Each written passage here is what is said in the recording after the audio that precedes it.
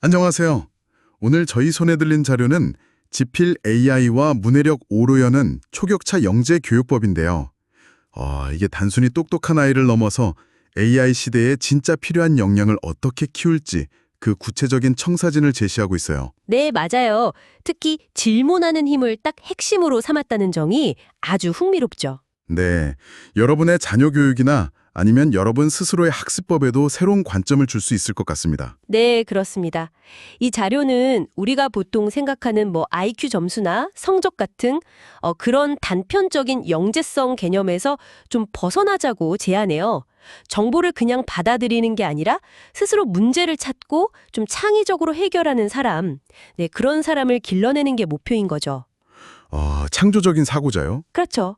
그래서 언어 이해력, 패턴 인식, 또 메타 인지, 창의성, 호기심, 자기주도성 같은 이런 여러 능력이 좀 조화롭게 발달하는 걸 중요하게 봅니다. 그렇군요. 그래서 오늘 저희가 이 자료의 핵심 모델, 문해력 5단계, RQTW라고 하죠.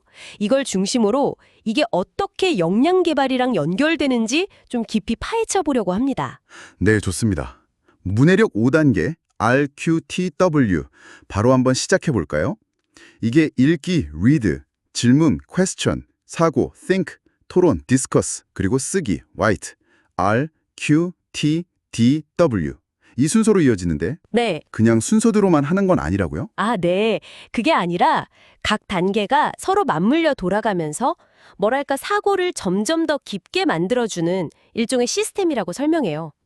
시스템이군요. 네, 각 단계가 또 특정 역량을 집중적으로 단련시키는 역할을 하고요. 네. 예를 들면 첫 단계, 읽기, 리드는 그냥 글자만 보는 게 아니고 글의 맥락이나 그 안에 숨겨진 메시지까지 파악하는 훈련인데요. 네.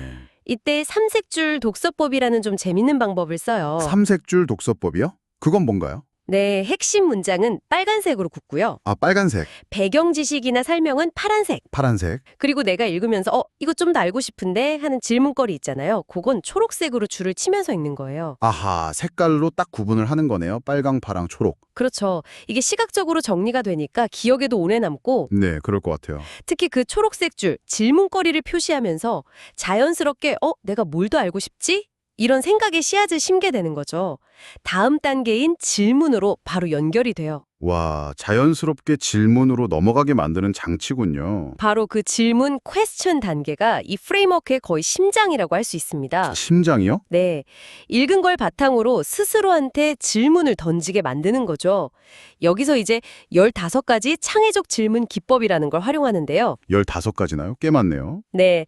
단순한 사실 확인 질문, 이걸 레벨 1이라고 하고요. 여기서 시작해서 분석 질문 L2, 더 나아가서 상상, 공감, 다른 관점에서 보는 질문 L3, L5처럼 점점 더 깊은 사고를 요구하는 질문으로 나아가도록 유도하는 거죠. 네. 근데 사실 아이들이나 저희 같은 어른도 처음부터 그렇게 깊이 있는 질문, L3에서 L5 같은 걸 바로 떠올리긴 좀 어렵잖아요. 아, 맞아요. 그게 쉽지 않죠. 혹시 자료에서 좀 쉬운 질문에서 자연스럽게 발전시키는 팁 같은 것도 좀 알려주나요? 그럼요. 좋은 지적이신데요. 자료에서도 그 질문 수준을 점진적으로 높이는 연습을 강조해요. 예를 들면 처음에는 그냥 주인공 이름이 뭐지? 네, 아주 기본적인 거예요. 그렇죠. 그러다 주인공이 왜 그런 선택을 했을까? 레벨 2. 분석. 이걸 생각해보고 음흠. 더 나아가서 만약 내가 주인공이라면 다르게 행동했을까? 레벨 3 공감 관점. 라든지 아니면 이 이야기가 지금 우리 사회에 던지는 메시지는 뭘까? 레벨 4 적용 판단. 이런 식으로 질문을 확장하는 거죠.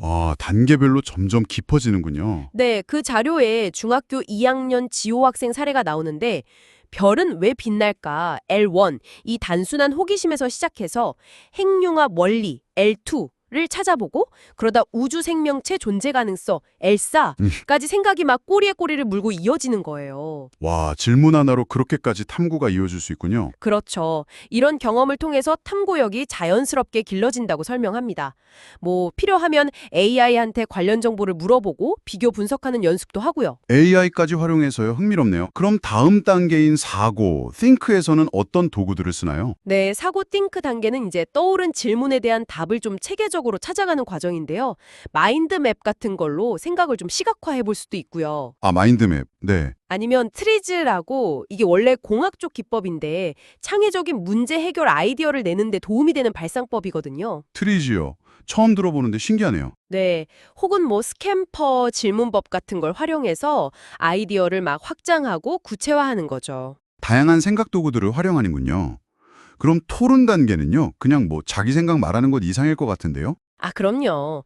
토론 단계에서는 다른 사람들하고 이제 상호작용을 하면서 내 생각을 검증하고 또 발전시키는 거죠. 이때 뭐 EQ 카드라고 해서 감정어휘 카드를 써서 서로 감정을 읽고 반응하는 연습을 하기도 하고요. EQ 카드요? 감정 연습도 하는군요. 네. 아니면 뭐 유머 워크숍 같은 좀 재미있는 활동으로 소통 능력을 키우기도 하고 또 정해진 구조에 따라서 논리적으로 의견을 나누는 구조화 토론 연습도 합니다. 체계적인 토론 연습도 하는군요. 심지어 AI가 토론 중에 누가 말을 많이 하는지, 뭐 감정 어조는 어떤지 분석해서 피드백을 주기도 하고요. 와, AI가 토론 코치 역할까지? 대단한데요? 네. 그리고 마지막 쓰기 라이트 단계는 QG, 그러니까 퀘스천 가이드 북 템플릿 같은 걸 활용해서 탐구한 과정을 글로 쫙 정리하면서 성취감을 느끼게 하는 거죠. 아, 그래서 이 RQTW 사이클을 쭉 반복하면서 문해력이랑 영재성이 같이 쑥쑥 크는 그런 그림이네요. 네, 맞습니다. 그리고 또 하나 흥미로운 점은요.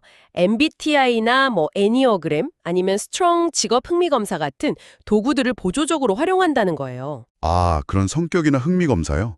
그걸 왜 활용하죠? 이게 뭐 영재성 자체를 재는 건 아니지만 아이의 타고난 기질, 예를 들어 좀 내향적인지 외향적인지 아니면 어떤 분야에 흥미를 느끼는지 이런 걸 파악해서 학습 활동을 맞춤 설계하는 데 도움을 준다는 거죠. 아하, 마침절개. 그렇죠. 예를 들어 내향적인 아이한테는 좀 깊이 있는 독서나 글쓰기 활동을 더 권하고 외향적인 아이한테는 좀 활발한 토론이나 프로젝트 활동을 더 추천하는 식으로요. 결국 아이마다 다른 성향이랑 흥미에 딱 맞춰서 최적의 질문 환경을 만들어주는 게 핵심이라는 거군요. 바로 그겁니다.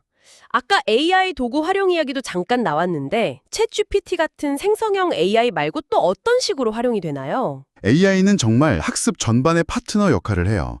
뭐 자료 검색이나 어휘 학습 도우미는 기본이고요. 네. 글쓰기 초안 같은 거 보여주면 문법 교정해주거나 더 나은 표현을 제안하는 조언자 역할도 하고요. 오, 글쓰기 코치도 되네요. 그렇죠. 아까 말씀드린 토론 분석 피드백처럼 학습 과정을 좀 객관적으로 돌아보게 돕기도 하고요.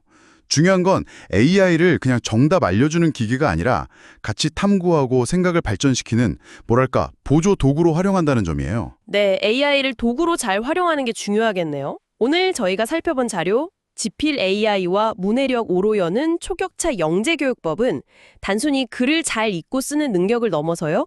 질문하고 또 깊이 생각하고 함께 토론하고 마지막으로 글로 완성하는 이 전 과정을 통해서 다차원적인 역량을 키우는 문해력 5단계 RQTDW 프레임워크를 제시했습니다. 네, 맞습니다. 뭐 삼색줄 독서법이라든지 단계별 질문법, 개인 맞춤형 학습 설계, 또 AI 도구 활용까지 당장 여러분의 학습이나 교육 현장에 적용해 볼 만한 구체적인 아이디어들이 참 많았던 것 같아요. 질문이라는 점입니다. 스스로 질문을 던지고 그 답을 찾아가는 그 여정 자체를 즐길 때 아이든 어른이든 정보를 그냥 소비하는 사람을 넘어서 가치를 창조하는 사람으로 성장할 수 있다는 그 메시지가 참 중요하다고 생각해요. 네, 질문의 힘 정말 다시 한번 생각하게 되네요. 이 자료가 여러분의 학습 여정에 좀 새로운 영감을 주었기를 바랍니다. 네, 여기서 한 걸음 더 나아가서 여러분께 이런 질문을 한번 던져보고 싶습니다. AI가 점점 더 많은 답을 정말 쉽고 빠르게 제공하는 미래가 오고 있잖아요. 어쩌면 이미 와 있고요. 그렇죠. 이런 시대에 정작 우리 인간에게 더 중요해지는 건 올바른 질문을 던지는 능력 아닐까요? 그렇다면 그 능력, 과연 어떻게 길러야 할까요? 이 질문에 대한 여러분만의 답을 찾아보는 것도 아주 의미 있는 탐구가 될 것 같습니다.